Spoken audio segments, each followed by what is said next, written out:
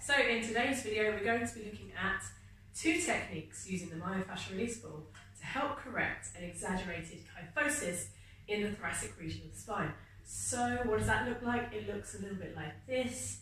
We've got a nice rounding of the shoulders and a bit of a hump back. You might also see a forward head as well.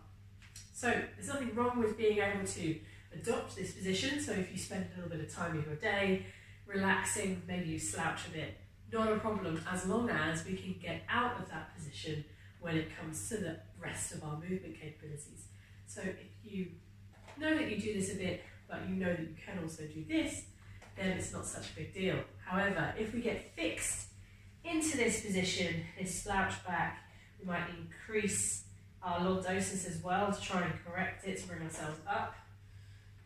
So we don't want to be stuck there, we don't want to be fixed there. We want to be able to regain that mobility in the thoracic spine, regain that extension in order to regain the control of our movement and adopt a good position for rotation, for walking, for running, for moving. Okay, the first technique we're going to look at is a pec major release, because this guy is involved in this rounding of the shoulders, so this sort of arch here that we see here in the chest. So we're going to come close to the shoulder, into these fibres right here on the chest, close to the sort of armpit area, just above, on the chest. We're going to place our ball here.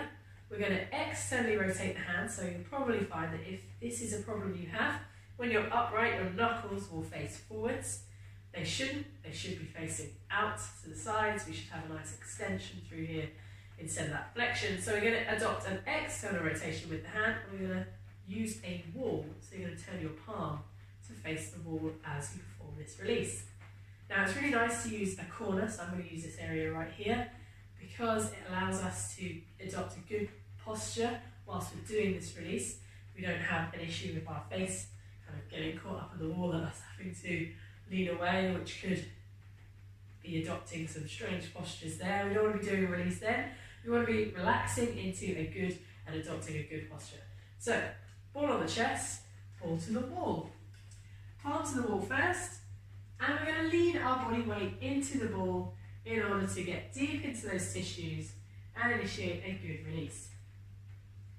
And we're going to spend 2 minutes on each side on both of those pecs to make sure that we're working nice and evenly through the body and creating that nice upright posture that we're looking for. The second release, so that's pec major. The second one we're going to look at is our upper abdominals. Now to do this one, we're going to feel for our rib cage, and we're going to feel down the front of our ribs. We're going to come just below them. It's really important that we're not on the bone here. We don't want to be releasing on the bone. We want to be getting into the muscle, so we're going to go just below the rib cage into those upper abdominals here on the front of the body. Why are we going to release these?